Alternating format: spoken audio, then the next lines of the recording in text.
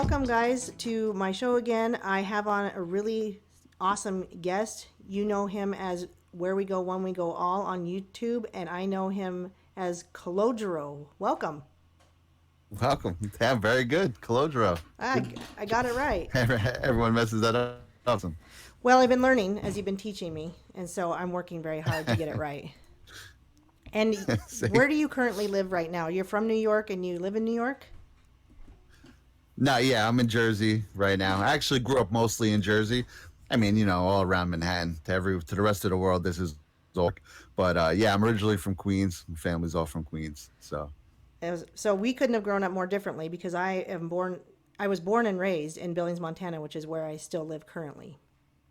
Yeah.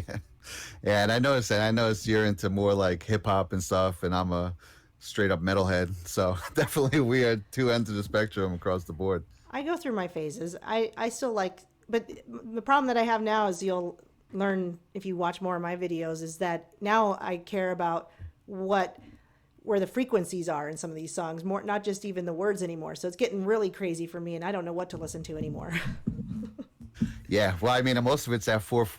I think it's all at 440, which a lot of people postulate that they changed that from 432 because 432 is supposedly the frequency that of life and everything. Well, that's, this is A, the note of A usually, and so they feel like they purposely did that to mess with people. I don't know, I don't know how much there is to that, but there's things on YouTube. If you look, there'll be grains of sand, right? And they'll play something at 440, and it'll make a pattern, and then they'll play it at 432 hertz, and it'll make this crazy pattern. So there's definitely stuff to that, but Right, and there is an app that I downloaded that is allegedly changing my music that I have already on my phone into the 432 hertz level. So I hope it's working. That's cool. Yeah, and it's not. Oh, I should get them. Yeah, it's called. I don't. I'll find out what it's called in a second. But basically, what it does, if it does that for me, it's called the 432 player. And the problem with it is that I can't just play an album as easily, and it always forgets what I was listening to as soon as I close it out. So there's some little things that are kind of annoying. But by the way, we're too comfortable in this life anyway. It's not that hard to just go back and find the album you were listening to if you happen to go out of your app. But it does play in the background, so it's not like YouTube that you have to have open. Oh, that's pretty good. Yeah, I hate that. Sometimes I'm trying to listen on YouTube and I want to look at something else, and the second I click it onto anything else, it just pauses or stops that. And I'm like, all right, it's just so annoying. But yeah, my phone does the same thing.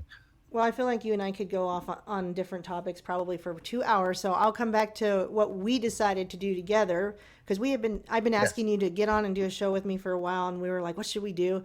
And somebody gave me the idea. Actually, he goes by Abnormy.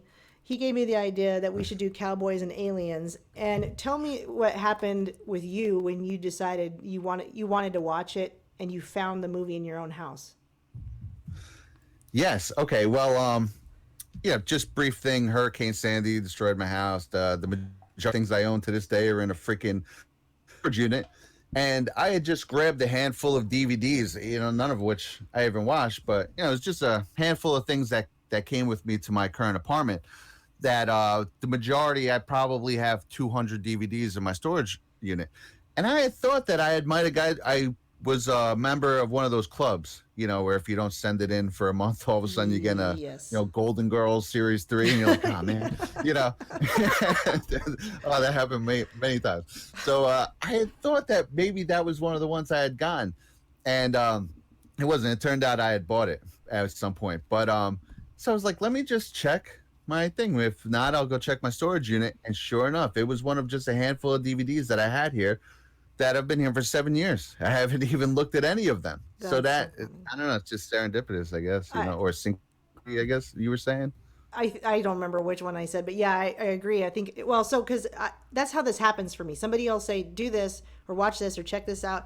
And I do, and I'm like, oh yeah, definitely. And then you had it right there. So we were meant to talk about it, and we both watched it. Yeah. I had never seen it before. Had you seen this movie before? Yes. Yeah. I remember seeing it in the movie theaters. I don't remember a single scene from it. It's a long time ago. I know people who quote movies like it's their job, and they're like, what? You didn't see the 4-year-old virgin? Like, Yeah, I saw it, dude. I didn't take notes. You know.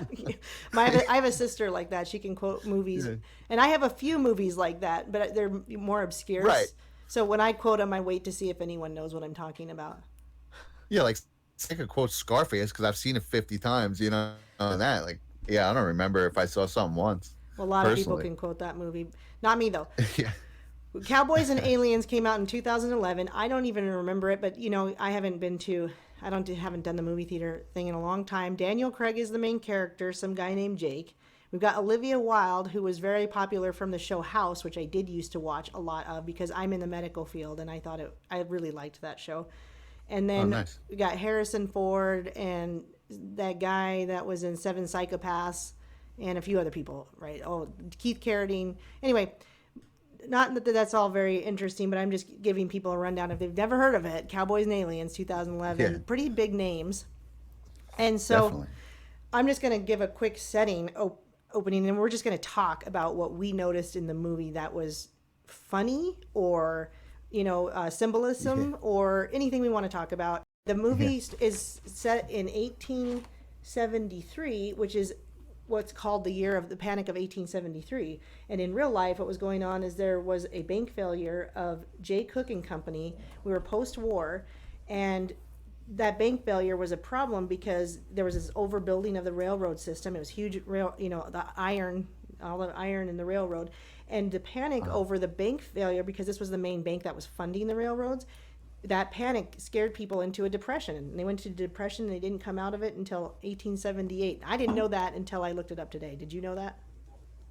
No, I had absolutely not until you just tell me. And I feel like they try to bury things. You say the one guy's name was Jake or Jay something? His name is Jake. That's the main character. But yeah, Jay Cook in Jay Company. Cook. Jay Cook. Jay Cook. Sometimes I feel like they definitely mask things. Like, like say like ISIS, the Temple of ISIS and stuff.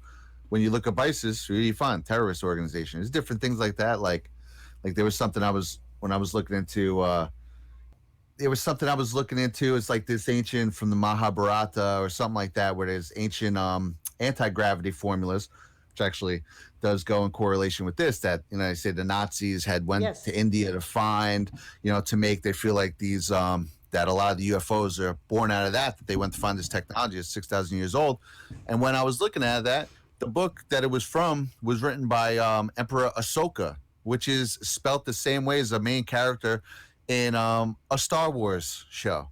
So it's like if you type in Ahsoka, you're gonna get Ahsoka Tano, character from Star Wars.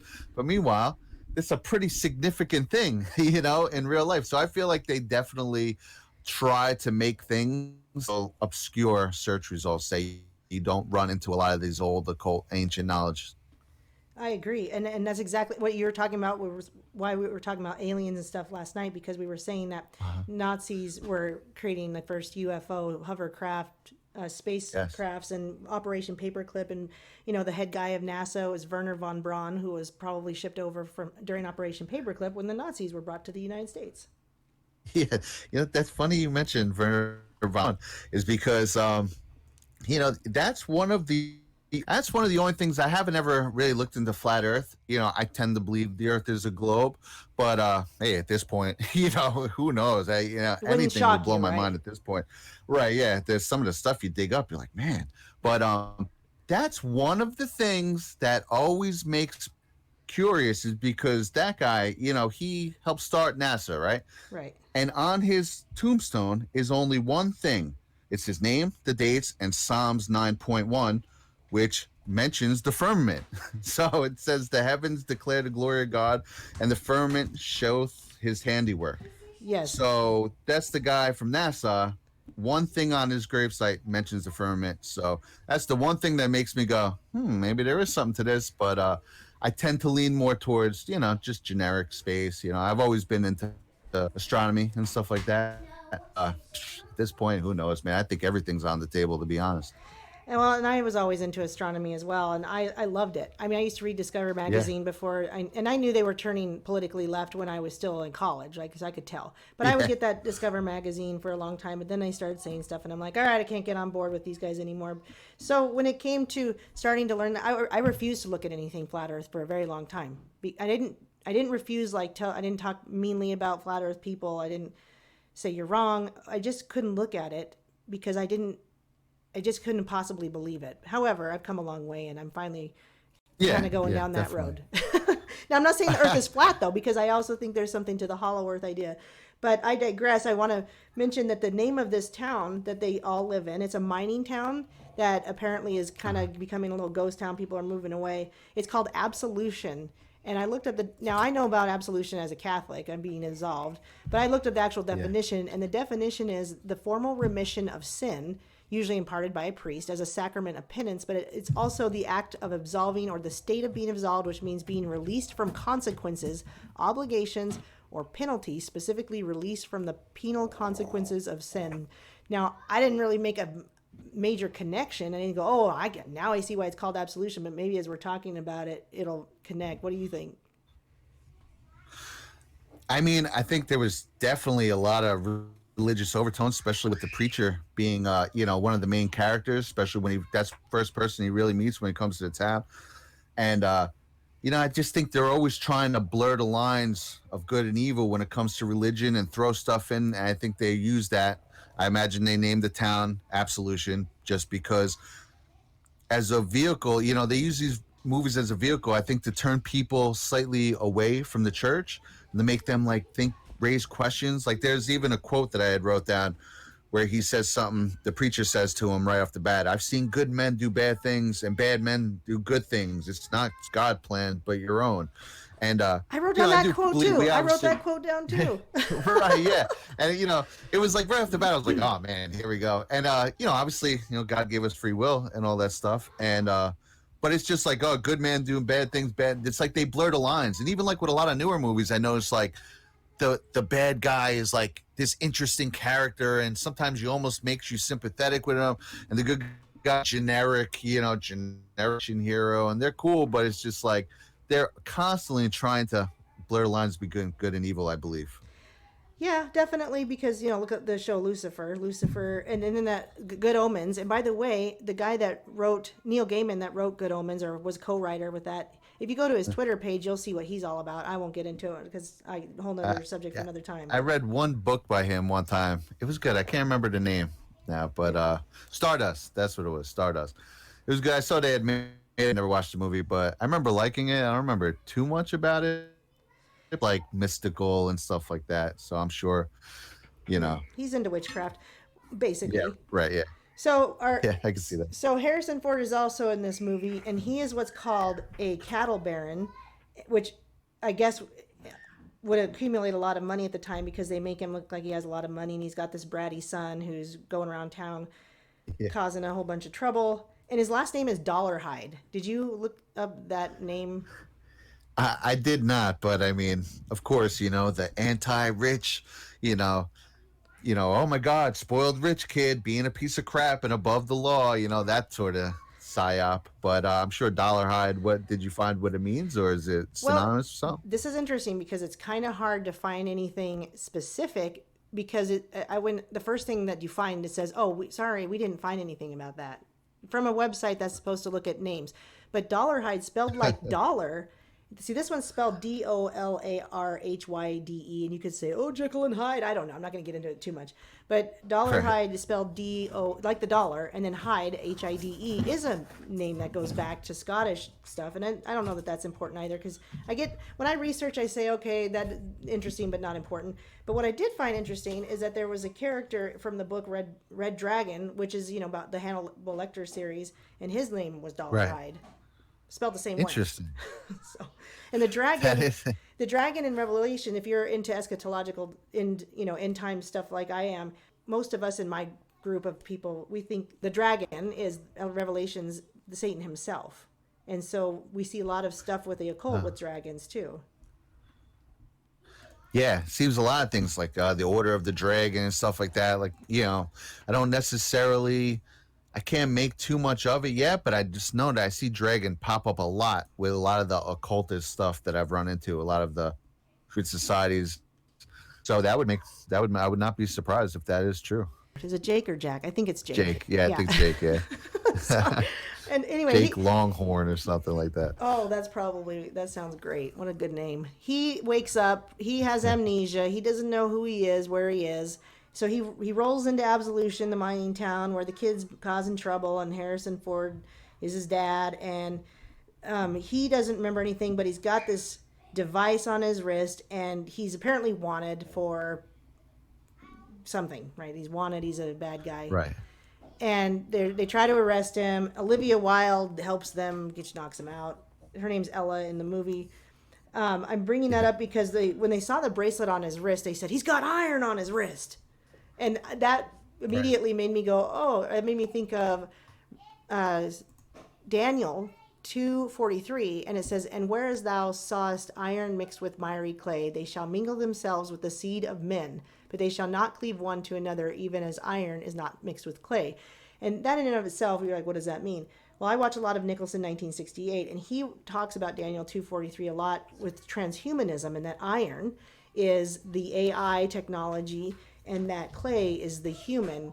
And I know we talked a little bit about this beforehand, and you said you don't watch him, so that was my own little thing. But I'll bring up a little bit more of the transhumanist stuff as I know it in a little bit. But when I said that, did that seem to ring true for you, or what do you think?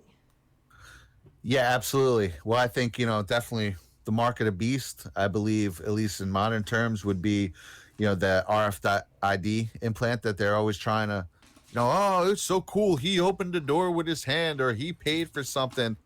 I even have like a quick clip that I put up last year where Aaron Russo was talking about that and talking about how in the 90s, I forget who it was, a Rockefeller. He was friends with one of these higher ups, and he told him that that's their ultimate goal, to get everyone to get an RFID chip. You can control the public with the money. Well, you're doing bad. We don't like you. Just shut it off. Now you can't pay for anything.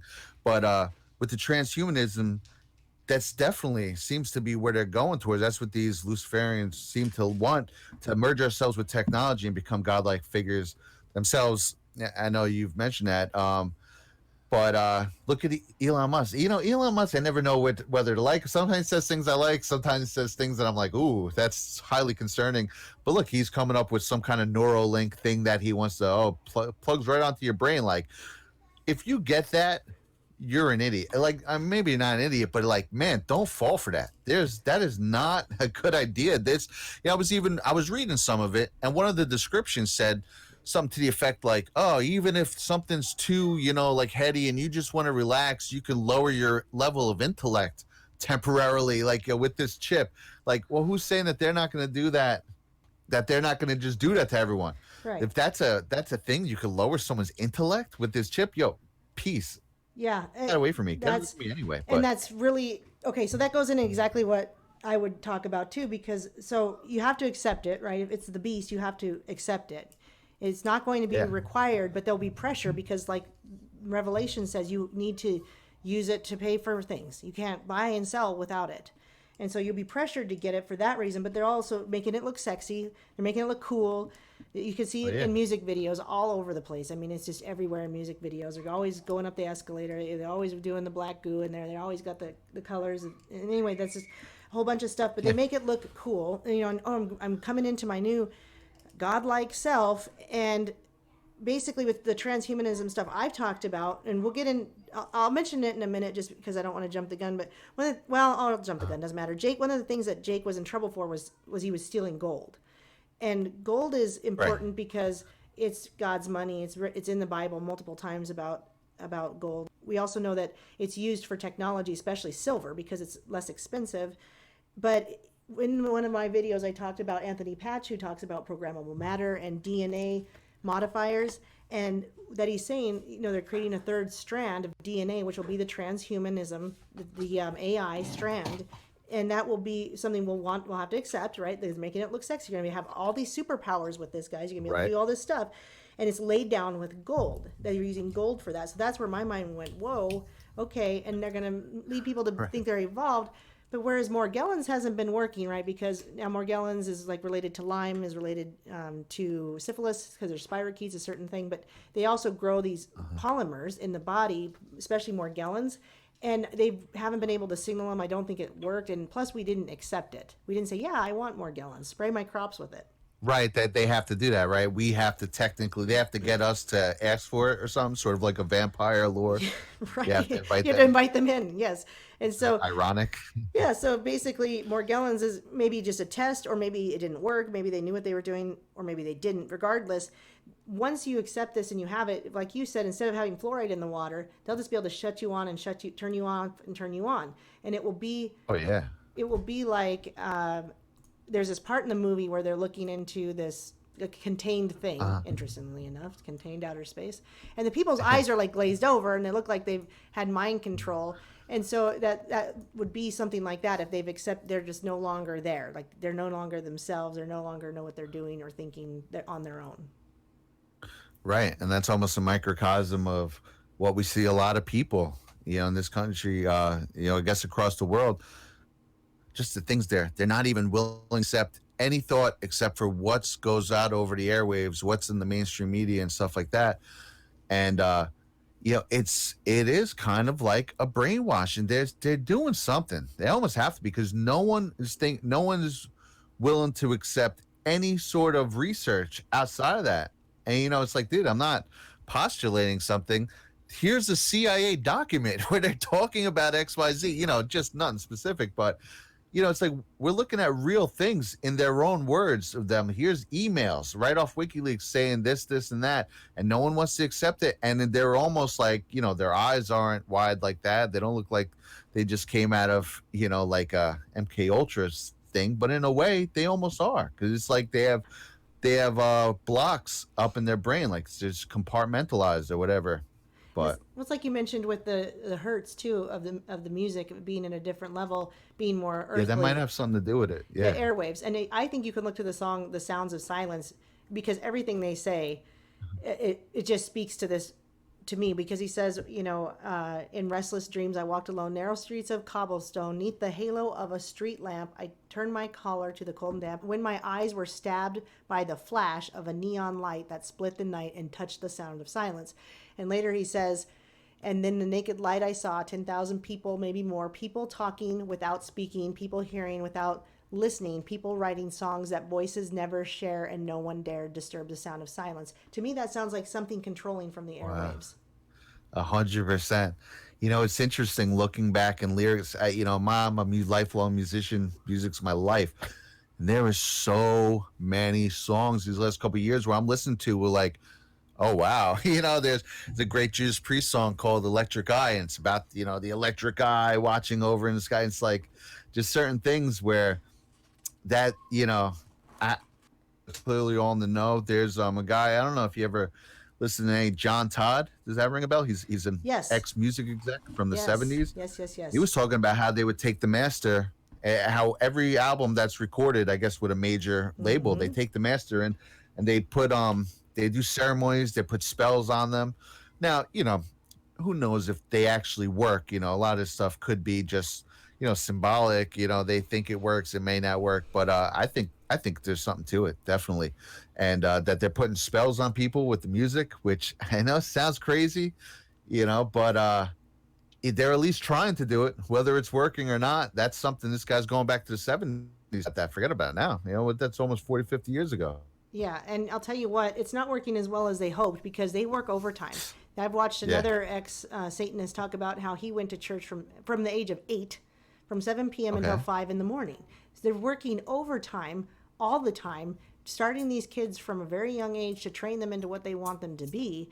And again, Satan hasn't won. He thinks he's going to. I don't know why, but real quick, I was going to say at the end of this song, you're right. They do know what they're saying, because then he says, and the people bowed and prayed to the neon god they made, and the sign flashed out its warning in the words that it was forming, and the sign said, the words of the prophets are written on the subway walls and tenement halls, and whispered in the sounds of silence. And there will come in Revelations a time where we will only be able to speak about Jesus in whispers, because they will be crucifying us all. They'll be killing us all. Like in the ancient Roman days where they're burning Christians and feeding them to the lions and stuff. There's it's funny, I made a video one time, it's just a cartoon I made of an NPC newscaster who starts running the numbers on something Don Lemon said, and it's like, oh my god, they lied to me, and then like showing his awakening, and I did a quick montage of the Matrix, of Neo waking up to the sounds of silence, and I left that line specifically as the very last line, and the people bowed and prayed to the neon god they made, right as he's watching the, where everything turns to the green, ones and those binary code, and because it's just so prophetic. I mean, it's like there's no way they accidentally can talk about all this stuff, all these songs. And looking back now, it's like, damn, they were just, I don't know if they're laughing at us or they're just way of talking to each other, but think about how many songs that we know what the lyrics meant, and like we're all trying to figure it out. Now I'm looking back in those songs and being like, oh, now I know exactly what it means. This is creeping me out, Right. It's almost hard to listen to it because it is a good, I Right. really always liked Simon and Garfunkel, like a lot of their music. And I Right. think Yeah. I think it's both of what you said, that they're talking to each other, but it's also to mock us because we know, well, a lot of us believe in Revelations that the Antichrist will die, will be killed, and he'll have the spirit of Satan put it back in him, and he'll be resurrected to mock Jesus, to mock Jesus's death and resurrection. And also, as somebody said on my video last night, that the reason that they're doing this to us and not just with AI, like they could just build an army of AI and let demons possess that, because demons they need a body. Most demons, the old ones don't, the ancient ones don't, but the fallen angels don't. Oh, okay. But demons need a body. They need to have a body. They can't just float around here and do as much to us as maybe the ancient ones. And so they're using humans and AI. Well, they could probably just use AI, but they got to use humans too, so that they can mock God's creation. They can make us into something else. And it's probably more powerful. It's probably easier for them to use a regular person than just an AI that no one knows. Like, say if they were to possess someone who's already in society, they have a job, friends, family. It's almost like an infiltration, already without having to do it, Yeah. Well, okay, so I'm going to get back to the movie because it's kind of, there's some funny stuff I thought about too, but one person I don't really understand is this Ella person, and that is Olivia Wilde, and she plays this character. You can tell she's telling him that he knows something that he doesn't. He can't remember what's going on, and one memory he has is about this woman that he and her were abducted, and as his memories come back with, of course, probably ayahuasca or something, I don't know what they give him, but the Native American tribe that kidnaps him. And I'm gonna talk about that in a second. But anyway, he remembers her, and it turns out, I didn't know this till I was reading up on it afterward. Her name is Alice, his previous chick that he finally remembers. They were both abducted by aliens, so there's probably some symbolism there. But Ella, this other character, she is there. So he shoots down an alien plane or whatever aircraft, and it lands in the water. But the alien comes out and attacks her and gives her a fatal wound, and she dies. Well, when they're captured by the Native American tribe, they're an Apache tribe, they throw her on the fire, and like the phoenix, she's reborn. Naked, of course. And she walks out naked, and everybody's like, oh my gosh. And so I don't know what, I wrote that down as real quick because they don't show her boobs, so I wrote that down, forcing the gay agenda. because she has a very thin boy body, and I think you're right, because I've noticed a lot of these actresses have bodies like that for a long time now. Yeah, that's true too. Yeah, I mean, I was only kind of kidding, but yeah, in the '80s, forget about it. They would have showed them like 30 times in that movie for no reason. That's true. Now they're like, oh, nobody's gonna be turned on by this because we're making them all so gay. I don't know. Yeah, but I mean, I was just kidding. But yeah, no. So she comes out of the fire, reborn as the phoenix. That's a great correlation, definitely. Well, so one thing I remembered is there's a lot of occult stuff with Phoenix, and now I don't have all the information, guys, and I know a lot of people out there will. They're gonna comment, which is great. I love that. I love it when people help me with my research, because I'm learning with them. Yeah, the comments are the best. Yeah, we're all learning together. Unless you're angry and you're gonna say, I'm gonna not watch you anymore because you said the one thing I didn't want to hear after watching you for a year, and I loved you. So don't worry about it. Yeah, like what are the odds you're gonna find someone you agree with 100% of things? Like, that's free thinkers. We're all gonna disagree with something. How dare you have an alternative thought? But that's been the programming that we've been in. But anyway, back to the Phoenix. I found this on a cult website, but it is believed that the Phoenix is one of the angels that was the spirits of Solomon, and Solomon had the ability to make demons his slaves, And there's a book that talks about it. I would tell people be very very careful reading. Don't read it out loud, because we don't have the ability to control and enslave demons that I know of. And Solomon asked God for one thing, and that was wisdom, and he was given more wisdom than anyone on earth. Now, it's arguable whether he got it from Satan or whether he got it from God. I've seen people act like Solomon is a bad guy, but I trust my scripture. But that's the information I got on the Phoenix, is that he's one of the fallen angels, and number 37 out of 72 of the enslaved by Solomon. Wow, that's it's funny, that again, that's information you're not going to run into unless you have to really dig. They bury so much of this stuff. The only thing I know about the Phoenix is just from reading old X-Men comics, but maybe someone out there who knows more about this stuff, this will ring true with them or something. But it's ironic that Jean Grey gets the Phoenix when they're saving them from the moon. They're trapped on the moon, and when they're coming back in, the spaceships have breaking up and it's starting to burn up. The Phoenix, the entity of the Phoenix, merges with her, and she gives her power to save them. And then she rises in the crash, and then comes back and notices that it was actually in a cocoon that she's or no, that's what it is. The real Jean Grey went into a cocoon in the ocean, but she's now has all these powers, and just this all. They kind of present it as like the most powerful being in the world. So it's just like the powerful entity, which I guess can make sense. But it's funny that it comes from the moon and things at the moon. We're talking about space and stuff, and Phoenix. Yeah, that's where outer space. Well, and the Phoenix will assume a human shape and then speak on all the sciences and deliver excellent poetry. He sounds like a child. He sings sweetly in a child's voice, but this website says it's really a siren's voice. And so this website is interesting because it's like, so the magician must take precautions not to be seduced by it, which speaks to when I've talked in the past that magicians are seeking demonic help for what they're doing. They're only able to see what they're seeing and do what they're doing. I think whether they know it or not, with the help of demons. That's a personal opinion that I am sharing outside of the normal discussion today. Oh no, I think that's I think that's a very lucid thought right there. It's I wouldn't mess. I definitely. I worked with someone one time. He's, I'm a Wiccan. He's going into all this stuff, and I'm just like, dude, man, you're messing with things you don't understand. And a lot of people would make fun of him, like it was like goofy and unreal. And who knows? Again, it could be, but I mean, to me, it's like, man, do you want to find out? Like that's I don't know. I think there's definitely energies of this world that can be manipulated, and I think they're messing with that. And like you're saying, things with demons and negative entities that are helping them, and they think, oh, I'm doing magic, but not necessarily. All right. Well, I agree with you. You have to have discernment. I pray for godly discernment because I was just talking to another friend who has literal witch friends. And I was saying, he said something about one of them getting angry when he quoted scripture or something like that. And I said, oh, that sounds like there's some kind of demonic possession. And I'm not talking a full on the person is running around possessed by demons, but there's demonic possession can mean inhabitation even in the home. And so that's generally what I think hauntings are. And so I said, I go, you should ask her real name. And then I said, no, don't do that. Immediately said, don't do that. Don't mess with it. Just leave it alone. Be nice to her. Pray for her. Yeah, I said, never mind, because I immediately caught myself recommending something I don't really know anything about of how to deal with.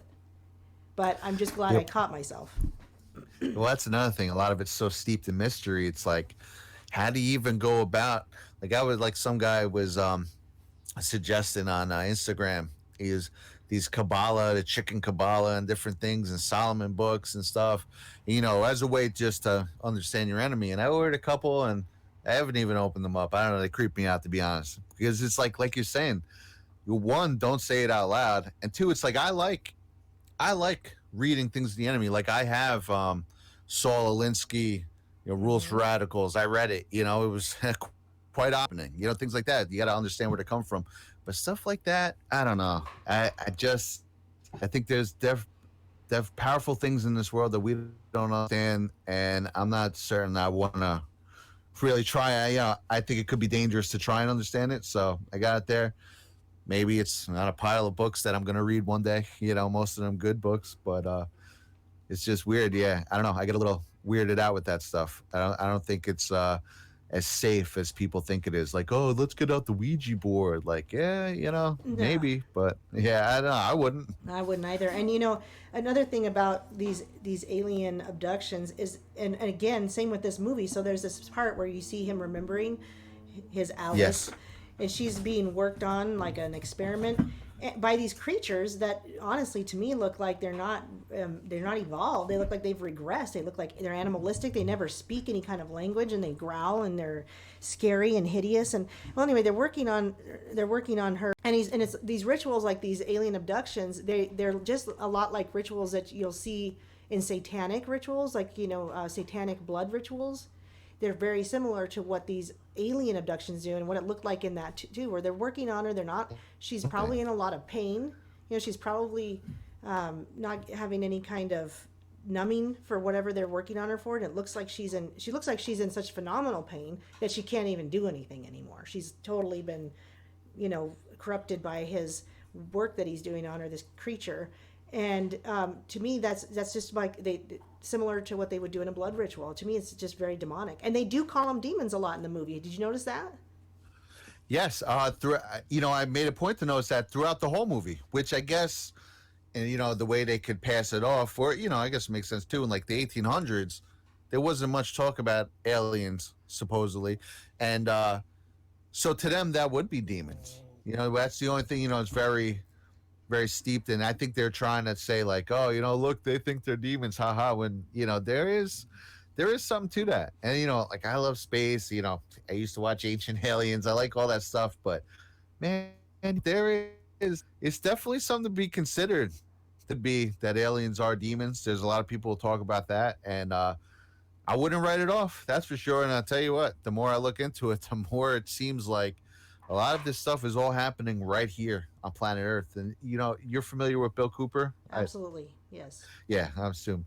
But he's one of his last interviews before he died. One of his big things is that when he was in the Navy, he was out in the world, he saw crafts come out, and they reported it. And that kind of was like, oh my God, aliens are real. And they looked into it a lot, and he found all these reports where they were finding, Roswell, and they were finding human body parts on these other crashed things, on these other crashed UFOs and stuff like that, where he was very much believed in a lot of this stuff. But then one of his last interviews, he talks about how the more he's looked into it, the more you can't find actual proof. The more he thinks that a lot of it is just, these crafts, a lot of them are the government, he feels. And even like he's talking about like, oh, the cow mutilations. When you look into those, a lot of the parts that are missing are things that they would be testing. He feels like they were testing for radiation fallout, and then seeing like they would test their things and then see how it affected these, and removing the tongue and the anus and different stuff where there would be radiation levels. So it feels like they're just testing, seeing what the fallout looks like and things like that. And maybe with these alien, quote unquote alien inductions, they could just be, maybe it's just doing experiments on people, actual people here, whether aliens are demonic, or whether you know or whether also some of them could just be higher ups in this planet. Obviously there's a lot of things to be said for UFOs being man-made. Oh. And I think you could look at that right now with China and what they're doing with their prisoners. You've probably seen that, and if not, they're No, I don't think I did so actually. there. I recently had an article that I was showing people that China is taking prisoners and harvesting their organs, and so Wow. much so that other countries have stopped travel to there to get an organ transplant because they're getting them very cheaply because they're taking them from their prisoners. Wow. And it's and that's so, and with China, they could do whatever they want. It's a lot of people like, oh, they're not communists anymore. I know their monetary system, they've kind of stepped up into the capitalist world a little bit. I mean, I'd argue that we're only about a quarter capitalist at this point ourselves, but they have no regulations in China. They have no, people talk about China, China, China. Their environment's all over the place, and they take whatever they want. So this is what they're doing with their prisoners. I'm surprised. Right. So that would be exactly what you were just speaking on. that they're doing it right here and right now, and taking out, even if you want to take out the demonic aspect, that's exactly what you're saying. It's happening right now, just from regular humans doing it to other humans. And I was going to Right. say the same thing you said with the cow. There could be ritualistic too. There could be some ritual to that because Yes. they do that with animals all the time. And like, yeah, and like you were saying with the alien abductions, how they're very satanic, and look at these people. And I'm saying it could be both. Like, I'm sure there are government officials or cabal officials in these crafts, and I'm sure people, a lot of video of like quote unquote aliens. Who's to say those aren't demons? I'm not saying 100% either way, but it's certainly something to consider. What do we know? I don't, Yeah. what do we know when you really think about it? A lot of these textbooks and stuff we learn in school, those companies are owned by people like the Rockefeller for almost 100 years. Who knows anything? Who knows if any of this stuff is any of our history is true? And the reason we research it is not because we're dark, weird people, but it interests us. You and I and a lot of people in this Oh, community, certainly.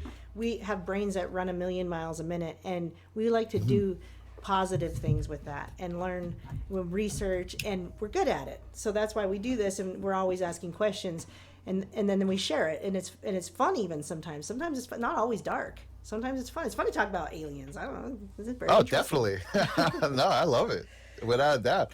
And like you're saying, like, I'm trying to figure this world out too. Like with people in the comments, sometimes they get so pigeonholed. Oh, you believe this, you believe that. It's like, listen, this is just something interesting that I saw. I think it has a part of this, but I'm open. Show me something else. Change my mind on it if you think that's so wrong. Yeah. Trying to figure this out like everyone else. I'm just trying to just put myself out there and saying these are my breakdowns. This is how I see something.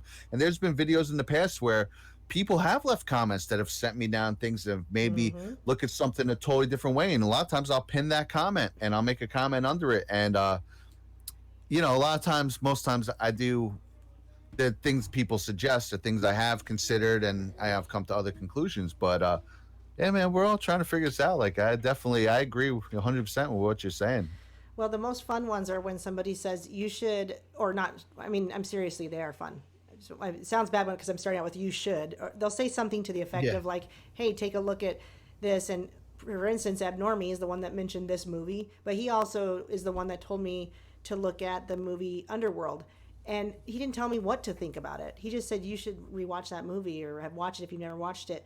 And I watched it Yeah. and I made a 2-part series out of it because it had so much stuff. I was like, wow, this That show. was with I think I never saw the movie, but I think I saw your video. It was like werewolves and stuff, right? Is that Yeah, right? Or- yes. Where Yeah. so I included aliens in that one because I was putting that all under the vampires, werewolves, and aliens because I was putting that under all of that under this demonic kind of activity and ritual and stuff. And it was just at the time the stuff I was learning from UFOs and ufology and there's this group that they have looked at the ritual of the alien abduction, and they've seen people that pray to Jesus and have been able to stop the abduction in its tracks by praying to Jesus. And so it was all like, yeah, it was all lining up for me all at the same time when I watched that movie. And so he didn't tell me this is what I think is going on. He just said you should watch it, and Right. it just came, and that's when I think God brings the information to me because I do pray for that. Yeah, there's definitely some things that you happen upon where you're like, how did this just fall in my lap? This is exactly something I'm been researching, and now I'm in some other form of my life where I'm not researching anything, just and someone happens to mention something. You're like, what are the odds of that, Exactly. So, and that's the fun part. So we do love suggestions, even if it's even more pressured suggestion than that. That's okay because sometimes I end up Yeah. going back to people and I say, "Okay, what did you get out of this?" Because I'm not sure what I'm supposed to get out of it. Yeah, like, hey, you want to give me a cliff notes on this because I'm missing it. So, I wanted to mention the kid in this movie, and that there was two specific times. Now, obviously, people are going to be scared in a scary movie. But the two specific times that child was literally terrified for quite a while to where it had me on the edge of my seat. And that's kind of a cheesy, overpriced B movie, in my opinion. But when a kid, there's something more terrifying about a child being terrorized. And did you notice that, or did you think about that? I mean, well, just the way you're talking about it now, maybe just with the child, I definitely noticed that he was terrorized, but maybe it hits home more because maybe it brings us back to when we were a child and children don't understand things as much as adults, and they're more helpless in a way. Absolutely, and also that he had the dog with him, and I was like sure that the alien had killed the dog the first time because dog. I know. Oh, man, yeah, I was so sad with that. I know they do that to us on purpose, and you know why? Because horror Yep. movies intend to traumatize you. They want to traumatize you. They want you traumatized. So I normally, really believe that. Yes. normally I won't watch very much of a. This movie didn't scare me, but I won't watch horror movies for that reason because I don't need the trauma. I've had enough in my life. But anyway, Yeah. Check. Got that part. Filled out. this Definitely. is one of those that I went to have Normie on, or he came to me about on this part. He mentioned, he didn't tell me where, but he goes, I think that they have symbolism of adrenochrome too. And I'm like, it's got to be that kid. Because if you think Yeah. about it, there's two parts where this kid is completely terrorized by the alien, and he comes back even and is, going after the kid. Like you said he could have killed him quickly. Right. Yeah. Because he could have killed him right away, but he terrified him first, which is like they say with a lot of these rituals where they're terrified. They say a lot of the sodomy. Because one of my biggest questions first, researching a lot of stuff was like, man, they're all pedophiles. What? Why? How is one person a pedophile? It's the most disgusting thing on planet Earth. And it's like, but a lot of it is ritualistic. They say it's the best way to terrorize the kid before the other part. But maybe that's what that alien, maybe that was symbolic of that, terrorizing the kid first, which backfired because then they killed the alien. They had time to, but That's true. I his know. blood is all adrenalized. And I wonder why they give him green blood all the time. What's up with that? Yeah, always. Yeah, I think it's just to dehumanize it. So, in a way, I don't know, but yeah, that is interesting. And Well, like your horror movies is as a kid, me and my best friend, we used to always like we would rent Friday the 13th movies or Chucky and stuff, but we would laugh. They're almost cheesy. But yeah. like, I have friends who were like, "Oh, did you see Saw 47?" Like, I didn't see Saw 1. I don't want to see a Hostel torture 2, movie. 3, 4, I've never seen any of those. I don't want to see like The Human Centipede. part of the fun of yeah. Oh my God, no way, man! Mm-mm. Like part of the fun of old horror movies, you'd be like, man, if that was me, I'd grab that bat, I'd crack Jason's head open. You're part of it. But like a Saw movie, the guy's just tied to a chair. Like I don't want to feel. Who wants to watch a movie and feel helpless? Like that's not fun. It's just torture garbage. I don't know.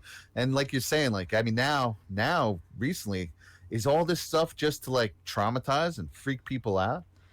And it can send a negative energy back with you into your home if you're not protected by the Hey, armor of God. well, that's the thing too, where I feel like a lot of these things, just traumatizing events that have everyone watching the TV at the same time is negative pheromones. Maybe there's something to that. Maybe you're feeding these demonic entities or whatever. Maybe at my mind, I have a million different theories. Like maybe Earth is just a negative energy farm for some other beings, or maybe for demons. But You won't be the you first know, one the, to say that. Jonathan Clegg talks about that. I'm going to say I haven't talked really, out loud about this yet, but I'm going to, because I've watched Jonathan Clegg, and I not sure what I think about this yet, but I'm going to cross the line I haven't crossed yet out loud. And I've talked to a few people about it. This will be the first time I talk about it out loud. Now, people probably already follow Jonathan Clegg, and I won't be surprising those people. I'm But not he sure who that believes. is. So he's a guy on YouTube. He's a personality, an Yeah, influencer. YouTube suppresses things that you'd want to hear. It's like Yeah. so like, oh, you watch so and so. Like I never heard of so and so, and Yeah. you watch it, and like this is exactly what I would want to watch. If the algorithms were really working, Right. some of these people would be all over my homepage. Right, and same for me too. But I don't get it. I have this. I have the same topics as even Face Like the Sun, but I'm not going to get 48,000 views because nobody can see me. But this Right. guy, what he talks Exactly. about is that he takes the Bible and breaks it down with Strong's, and he has a King James version, and he has what's called eSword, and I have that too. It's a really good resource for looking at biblical scripture. But he breaks it down so well that he believes, from what he's understood, God to tell him and bring the truth to him using the scripture. Now, I'm not talking about any other book. I'm talking about Right. only scripture. He And the believes King James is like the most it's must be the most literal translation, right? generally speaking, there's people that don't agree with it. They think it's been changed as much as anything else, but it doesn't matter. The point is, True. is Yeah, if you're could going be, to, if you're going to God for truth, God's going to bring you the truth. And so, Right. what he has determined is that when Satan fell the first time, it was because he created us. Satan created an earth and people, Okay. and littered it with people. His messed up people, his DNA, and that God, since he can fix it, he came and breathed in Adam's DNA, and then there was some kind of intermingling, which would explain the serpent seed, the serpent coming into the garden, which would be the first time they Okay. tried to corrupt God's DNA, and now they're trying to corrupt our DNA again with a third DNA strand in the transhumanism, but it's just all corruption of DNA. And you look at the bloodlines and why it's so important for them to carry on their bloodline, and that's why they have hemophilia and they interbreed. And anyway, who knows? I'm throwing it out there that when he said it, it kind of made sense to me. It kind of made sense Oh, to me because it would explain to me why when people go, why is there so much? Why does God let so many horrible things happen here? And I don't know that. I mean, he does let it happen. But if God is trying to turn around a creation that Satan did and Satan fell for it, and he was cast to this earth, he was cast to this earth when that happened, possibly right. his own creation, right? Then God is Right. trying to bring us back to him. He wants to save every soul that Satan is trying to steal because of his own corrupt creation. It's possible. It's possible. Yeah, no, it's certainly, it's Little certainly all mind-blowing. possible. No, but some of this stuff is just, it really is making more and more sense the more you look into it. And it's funny how for so many years, especially with the Bible, and like I've said to you before in private, you obviously understand a lot more of it than I do. But I run into a lot of it. I was raised Catholic. I haven't been in church in 20 years, but I do love it. I try to practice myself, like the way that I learned Jesus, be a stand-up guy, all that. But one of the things I was going to say with the Bible is people believed it for so many years, for a couple thousand years, blindly. And now that we're technologically advanced, they're like, oh, the Bible's made up.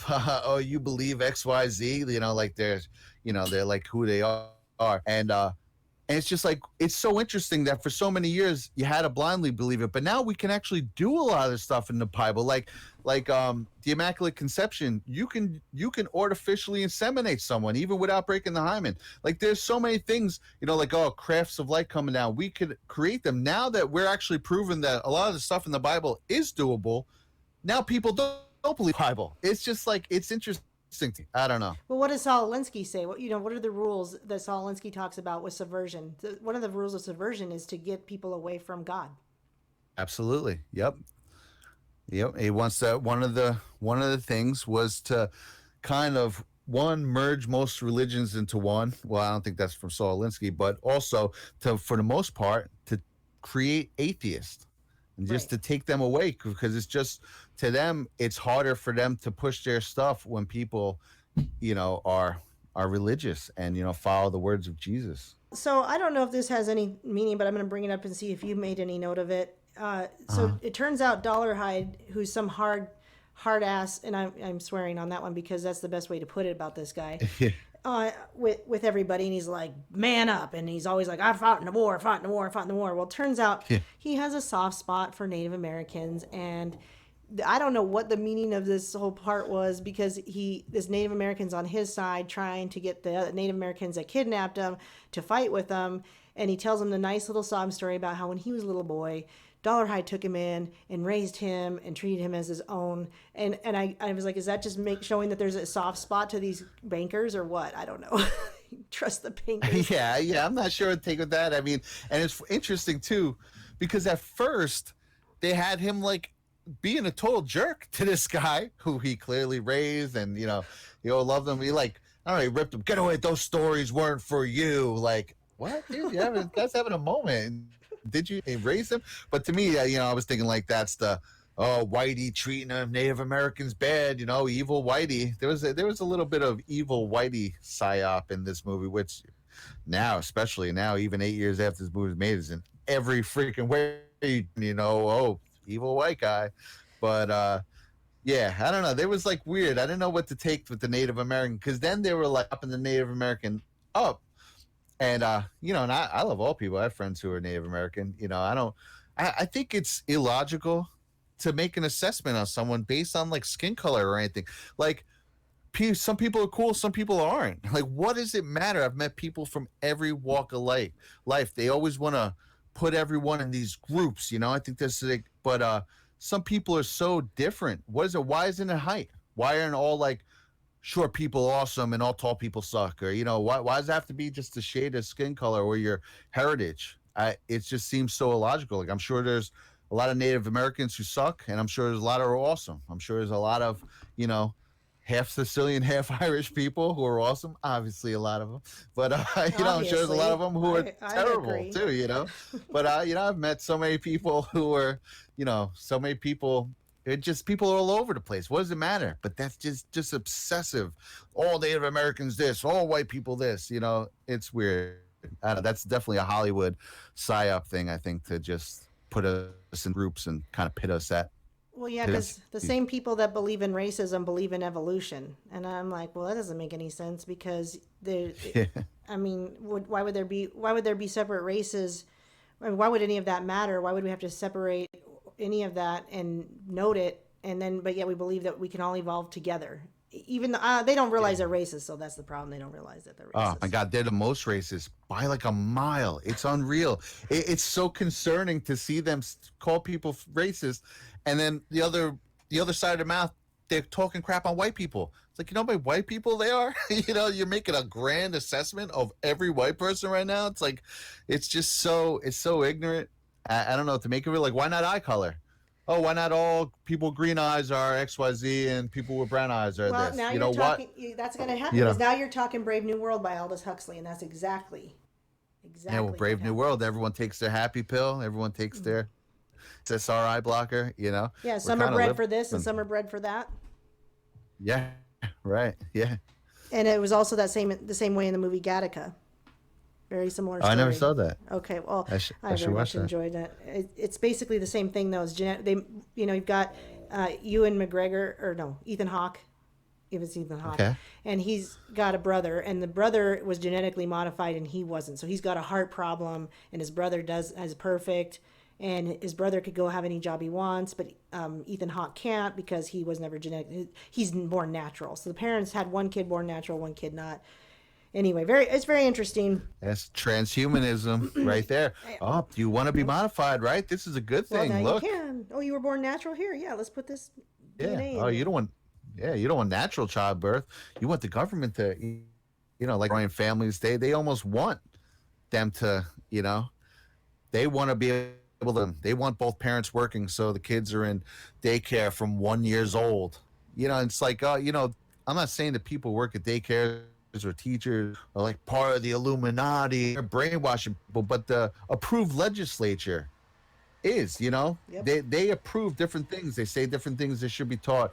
They have the school books and stuff like that. So there is subtle, absolutely, it's subtle indoctrination. If there is anything that couldn't have been more realistic in this movie is when they break the little contained structure that's making everybody get mind controlled and just look like zombies. Yeah. And that's all the people a bunch of people were abducted, right? They were abducted. I forgot to mention that, but a bunch of people were abducted, and they are staring into this light, and it just takes their brain, and they shut down. And so when they break it, it takes some of them a long time to wake up, and some of them really quickly. And it doesn't say why; it just says some are quicker than others. But I could apply that to the real world as like how willing. I think it's a willingness. How willing are you to open up to these new ideas? And it, Right. because I'll tell you what, I had what I felt like was demonic activity in one of my homes, and it took me months to get rid of it. And the reason it took me Interesting. months was because I didn't have the faith that God could get rid of it in a moment of time, that Jesus could, Right. that I could cast it out for good forever. And because of that, because of my lack of faith and probably some of my behavior at the time, it always come back. And then finally one day it was gone. But I would say it could be the same thing, because I think once you get there where you're like, wow, I'll just, you have discernment, right? You don't just believe everything you hear. But I think some of us, Right. you just come to this point where you just start waking up like boom, boom, boom, boom, boom, next thing, next thing, next thing. And I know I hit that point a year ago. Yeah, no, 100%. And even stuff that I don't necessarily believe, I still want to listen to it. I want to take in every single thing. I listen to leftists, I listen to left wing, right wing, centrist. I want to hear everyone's take. I listen to occultists, different things. To me, it's like they're pieces of puzzle, and maybe I don't necessarily agree with their assessment of it, but it still could be information that maybe I'll say, oh, this fits in with this. Maybe I don't think what they're saying about it is this, but it's still, the people are still giving out information. That's, to me, I want to take in as much information as humanly possible and try to make sense of it all. And sometimes I get that from things that I don't like, or I don't like what they're saying, but there's information in there, and most times it doesn't change my mind, but I'll get things that I can look into then on my own from it. Yep, and that's why we're here. We have an educated idea of why our opinion is formed the way it is because of our own education and research, and Right. we use our discernment and the growing wisdom that we get, like you said, from other people. Because in the beginning, all I did was listen to people. There was no way I was trying to start a YouTube channel. Well, actually, I was trying to start a YouTube channel, but I had no idea it was going to be like this. I thought it was just be educating Yeah. on gold and silver. Period. That's all I thought I was going to do. That was all I was planning to do, and I was even nervous about it.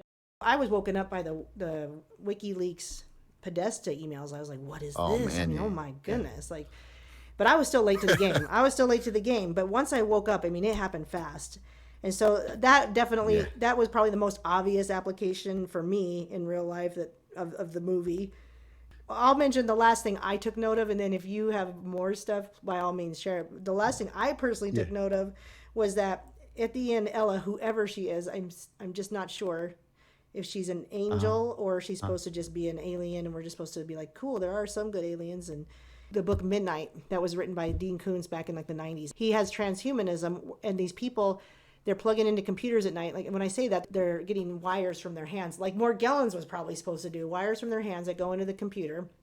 And then, but the other problem is they had what was called regressors, and they're these creatures that they have regressed instead of progressed, right? And they're running around causing trouble, killing, and they're animalistic. And I felt like well, I say demons, I feel like these aliens in the movie were like that, and like they were just roaring, and they didn't have any language, like animals, like in the movie Midnight. They were regressed, but somehow still had the technology. And the funny thing to me was they were supposedly scouts. They're scouting. They're out there scouting. And my biggest question at the end of the movie, and I'll mention the CERN collider thing, but my biggest question at the end of the movie is, if they're scouts, aren't there going to be somebody looking for them? That's a good point. Yeah. It just ends. They're like, oh, Coming next summer, Aliens and Cowboys. You. where are our scouts? And it's, I don't know, the ones that actually speak and have a language, because maybe there's a hierarchy. But then there's this CERN Hadron Collider style thing they have in the middle of their spaceship, and Ella, whatever she's supposed to be, whether she's supposed to be from another planet, but we don't really understand what that means. They never say. Like, Yeah, they don't get into it, right? Yeah. but she goes in with that wrist thing. She finally gets the wrist thing off of him, and the only way he can get it off is he has to stop thinking.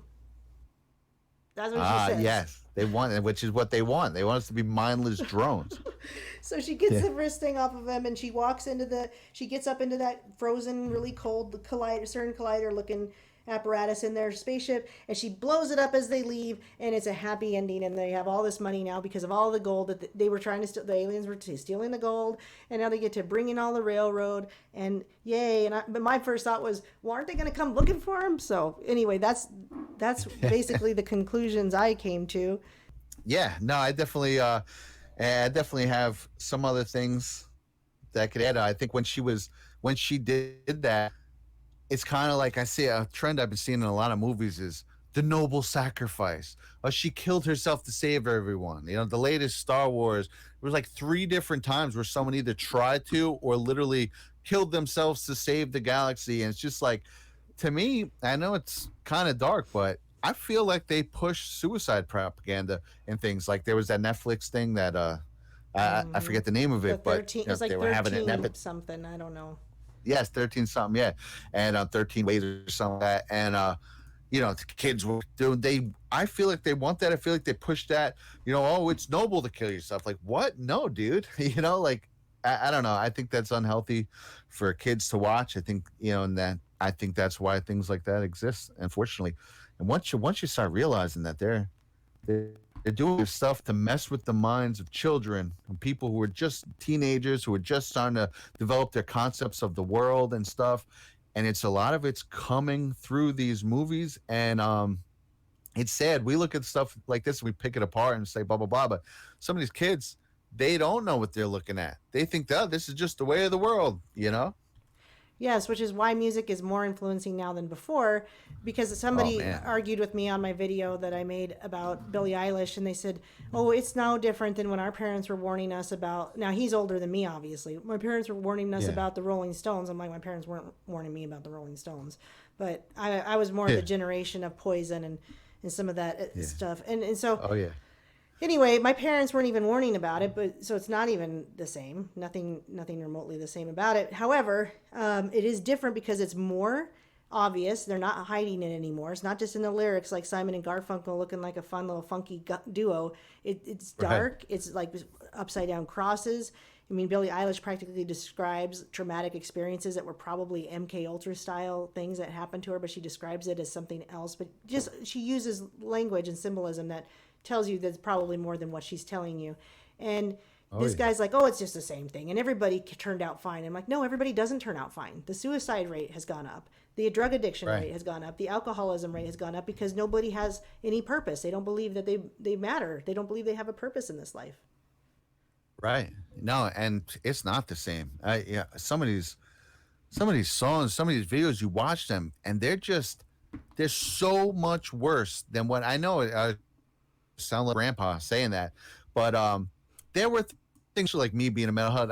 I could talk music and symbolism all day long, but there were things, but like there's very much like there's a lot of Satanism in metal. But for us, no, I was never a Satanist. It was like corny to me. There's also a lot of a metal where like they're on the battlefield and I pick up my broadsword and smite down my enemy. It's like, well, I'm not living in the 1300s fighting someone. It's kind of just it never meant anything to me. And now I look back and like, oh, some of these lyrics, they are, they're more real, but we always thought they were gimmicky.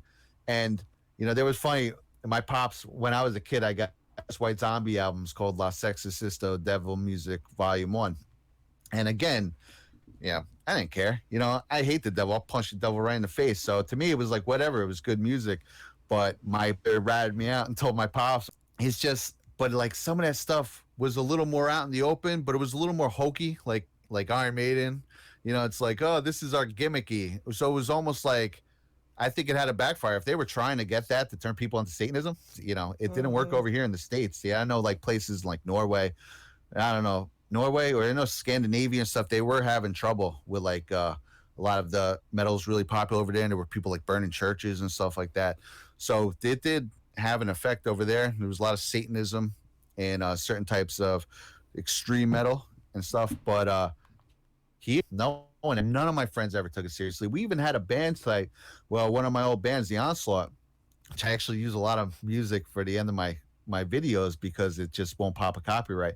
But there was the guitarist had made like the site like blah blah blah 666, and me and the bassist right away were like, dude, why are you doing that? He was like, oh, whatever. It's just they had the name was taken, so we had to use that. We wound up using it. About we were a little creeped out by it, but on the same span, it was like it never seemed real to any of us. Like no one cared. It was just like corny crap. I've never in my life not loved Jesus, or even though I haven't been to church in a while, I've always still had that in my heart. So to me, I guess it never meant anything, but now it's in everything. It's in pop music. It's in every Right. last freaking corner of the world. And even in subtle ways, but it's these kids, I feel bad for them. You're right. Paul Romano was just talking about that like yesterday. He's like, pop music never had this dark stuff, and now you just see it everywhere. Like he's like, pop was always just I pop. It think was I just saw that same. I yeah. think that same video. That's funny. Well, because I watch almost everything he does, but he's one of the few. He is like one of the two or three that I watch almost every single video, and then I'm bummed when I miss one, and I'm like, oh, I'll go back and watch that. And so, but Yeah. yeah, he was talking about that. You never saw that in pop music, and it's in there now. It just what I would say to you is two things. Is I agree with you. I think if you're armored up and you love God and you're prayerful, you can go to movies and enjoy movies. You can listen to music and enjoy music. And here's the thing is if you don't know God or love God, but you don't believe in it, those are the people that are at risk, I think. Yes. Because Yes. Very good point. they won't see it coming because they don't believe in it, but they also don't believe in the good side to protect them. Because you could say, well, I'm Right. not worried about it, it's hokey and cheesy, and you could be saying that from a discerning mind that's like, it's so obvious to me, it's ridiculous. I've got God, I'm good. And I can Right. see Yeah. that. But then you got the person that's like, oh, my friend, I have a friend who laughs at me when I say that Billie Eilish is satanic. She'll let her kids listen to it. She got no problem with it. She even likes Right. some of the songs, and I'm warning her. Luckily, her husband kind of listens, so I say it, even though she laughs at me, and it doesn't hurt my Yeah. feelings because we've been good friends for 20 years. Went to college together, so I just say, Yeah. this is the person that's at risk. Is that woman right there? She doesn't love God, doesn't believe in God, and laughs at me that this is satanic when it's obvious. I mean, that chick's not even hiding it. Yeah, and it's funny because a lot of people are like, "Oh, I'm an atheist. Oh, Satanism is made up," but then they live their lives exactly like what do it Yeah. self, right? And then like, "Oh, YOLO," "Oh man, you only live." What's so corny? I cringe anytime someone I says know. YOLO. I'm like, "You're," but it's just so corny. Or like people like Drake. Like, give me a Oh break. yeah, I You're a can't stand him. corny actor from Canada. He's trying to act all hard and yeah, that guy's soft as hell. Or like Tupac, and those videos of him doing ballerina dancing. But they use this to troll people and like, no, now there's an old interview also with Tupac where he's like in high school and he's in a higher up, in high school for the arts, and that's where they find and recruit these people. And he's Yep. acting all effeminate Very. in the interview. But now you look at stuff, and I'm not familiar with his work, but I have a lot of friends who are into rap and hip hop. Like he was like this big gangster. Yeah, he's so gangster. This guy's a ballerina, but they use it because they want to breed crime in the poor communities, and it just isn't in the black communities; it's in everything. They want to create a criminal element. They want to create an uneasiness in this planet where people don't feel safe in certain places, and it's a control factor too. You grown up, oh yeah, thug life. You don't. Well, then you're gonna live that life because the people, these rappers that you're watching, they're sending their kids to private schools. They're Yep. living the corny rich life that you think you hate the rich man, where you're buying their records and gangbanging and stuff. Or same thing is all different types of music. It's not just rap or in the black community, but this is ways they control people. They create things that are all new popular trends that are just destructive to personal growth. Well, and I have a soft spot for the black community because I've done research on the boule, and the boule is the controllers, and Right. and I say this because I'm not a racist, and nobody in my group will think I'm a racist, and we can make jokes here, and we're Yeah. gonna be fine. Racism's corny. So what I do mean is I do have a soft spot for that because I don't know why God put it on my heart a few years ago to look to the black community. There's something there, and I didn't know it at the time. Like and at the time I was like, what am I supposed to hang out with black people? I don't understand, right? I really Yeah. didn't know, and I kind of did that. And I did kind of start to have some sympathy. I didn't start to like Obama. I've always been right wing, but I started to have some sympathies for their issues. And but I wasn't Oh, sure they definitely get messed with, right. I just wasn't right up sure who was there. at fault yet, right? So because I wasn't sure who was at fault yet, I was kind of leaning left for a minute because of this, right? I was actually kind of leaning left Right. because of it. And so I would not voting wise, not politically, just in liberal mindset. But what Right. happened was now that I've come around and done the research I've done, I'm way to the right again, and I'm saying their controllers are another. It's like the skull and bones for the black community. It's called the boule, Boule, and I've done a few videos Yeah. on it, including the one on Nipsey Hussle, that he's some kind of sacrifice, and there's this patsy named Eric Holder of all things, and then he gets Chris Darden as his lawyer to keep him quiet and wrangle him in. I didn't know that. Wow. Yeah, very interesting stuff OJ. because there's a car gone later that they shouldn't have ever let leave the crime scene, and they've got his name's Eric Holder, and he's got the sign that they have a Sphinx symbol, and he's got that tattooed on his neck, and then Chris Darden is his Wow. lawyer. So Yeah. this is a setup, and Yeah. There's some. Yeah. I don't know if Nipsey I was could in on it or definitely not. see that. Yeah. Who knows? I don't know. But I know he was working on a documentary on Dr. Sebi. Someone Right. claims he cured cancer and AIDS, which who. But that's a actual topic too. Maybe he said, all right, now we got to sacrifice this guy. But yeah, with Chris Darn, there's something more to the whole OJ thing too. The more I look in hindsight, but I don't know what it is, but something stinks with that. And what came out of that? The Kardashians, Ugh, I which to me know. is programming in itself. But yeah, no, my heart goes out to the black community. I grew up around everyone here. You want to talk about the melting pot. You grow up around Manhattan. There is everyone, every walk of life. Man, I feel like they get a lot of bad programming. We all do in our own way, but for them, and then they use that to scapegoat, white people. It's like, man, I grew up poor too. Around, what I Right. mean? Like, I got some magic white. Like, I don't think it works that way. If it does, no one ever let me in on the secret. But that's what they'll be like. Oh, look, it's like the man's holding all of us down, and the man will be like, oh, look, these people are white like us. Yeah, it's white people. Guys, gotta hate white people. They're holding you down. We're like, man, they got their other hand on our head. Just because some of them look like us, what does it matter? Mm-hmm. They hate us just as much as they hate you. And it's a whole. I think a lot of people are waking up to that. People in the poor community, are starting to wake up to the fact that, man, none of these things, all these left leaning, we're for the poor. They're all filthy rich and do nothing for the poor. And then they're like, no, we're gonna fix it now. Like Elijah Cummings, he's been, he's been in Baltimore. He's been representing Baltimore for what, decades? No, Yeah. this year I'm gonna fix it. Vote for me again. Well, it get worse. They don't Yeah. do nothing. They don't even know the places they represent half the time. Well, and that's because those are the boule. So any wealthy black person, politician, musician is either associated or is part of it. And there's rules to how you get to be part of it. And I won't get into it because I have videos about it. But Yeah, right. Nipsey Hussle wasn't boule, but he certainly knew about it, and he certainly was working for him. But you got people like Right. Karen Bass, who's a congresswoman, and she had connections and close ties to Nipsey Hussle. She's a They're always black Democrats. They're Yeah. black people that are stealing from their own black people and keeping them on the plantation, and literally. Yeah, it's disgusting. It disgusts me to no end. It really does. We could go on for the end of time, but because we could, I think what I'm going to do is go ahead and end this session. And I really had fun, and I would love to have you do this again with me sometime. It doesn't have to be in a hurry, because I know you got a lot that you do as well. You've got a job that you're very intelligent at doing, and you need to be there. And you've got your own Unfortunately, videos. it takes a lot of my time. Yeah. But you're good at it, and they need you. So, and if anybody wants to know what his job is, you're just going to have to ask him, because I'm not doing an interview on who he is. I do appreciate it. I want you to know that is sincere. I appreciate you doing this with me. No, I had a lot of fun. One thing is funny. I didn't even use half my notes here, but my I'm so very sorry. last note is that no, I like.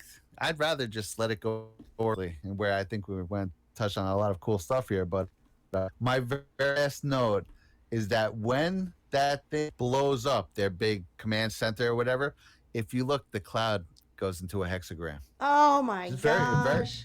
very briefly, but when it blows up, the smoke went into a hexagram. I was Of like, course man, it does. they're slick. They, They, of I course, did not exactly. see that, Yeah. because there is one part I noticed It at goes the end. quick. There is one part I noticed at the Yeah. end where he's leaving town, and the church with the cross is right behind his head. As he's leaving Oh, yeah. town. But I didn't Oh, notice there the was- hexagram. Oh man. Yeah, so much. I was noticing crosses everywhere. There was one thing when the very first thing comes down to town at night, and then it's all in fire, and right there it cropped it as they're looking at this ship with the chapel on the right, fire everywhere. This thing's down like a fallen angel in a way almost. But yeah, there's symbolism all over that movie. That was wild. It's a pretty good movie, but man, looking at it with new eyes per se. Holy crap. Well, and The boat that they found real quick when Yeah. that was that upside down smashed boat. If Yeah. you look closely, it said Amazing Grace on it. Oh my gosh. Yeah. There's so much stuff, man. That's interesting, because I was listening to this ex-Satanist that wrote a book about Amazing Grace while he was a Satanist, and I don't remember everything he said, but he was turning it all upside down, and that's kind of what they do, is they're Yeah. using it, they're acting like oh, God will save. I don't know. God will save him. God doesn't save him. Man saves him. I don't know. I don't know Yeah. the man. I don't know who she is. Yeah. Even Jake, he's just hanging out. He doesn't even know what he's doing. He's just a dumb white dude, and the woman saves the day. Right. Yeah. Or like at the beginning, right? He's fighting 5 different people. 5 guys can't take him down. Yeah. And then the woman takes him She down knocks with him one out. shot, because, 'Cause women. Feminism. Yeah. By the way, I was going to mention, if nobody here watches Black Pill, I highly recommend, not Black Pill, I think it goes by Black Pilled. But anyway, it's Devin Stack. Yeah.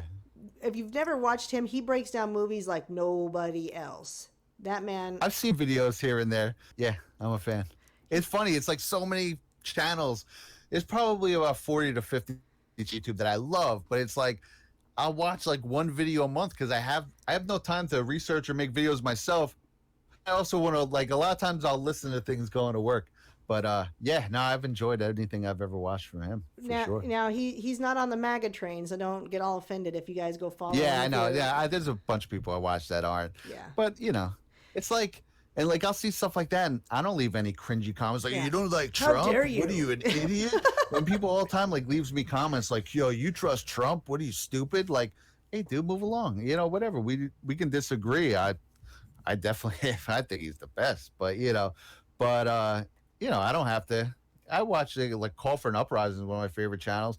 He hates Trump, but yeah, I just whatever. That's his opinion. We're seeing things differently, Right. We're not all the same. You wouldn't listen to him if all he did was bash Trump the whole show. That would be annoying. Yeah, but 100%, I wouldn't. Yeah, he does it from time to time. So a lot of times he'll put it right in the thumbnail. I'm like, all right, I'll skip this video. But The only person I ever said anything to is Paul Romano, and that's because I give him money every month, and I know he reads my comments because he has said if he puts a heart on your comment, he's telling you he's read it, and he always does with mine, and I assume it's because I'm a patron.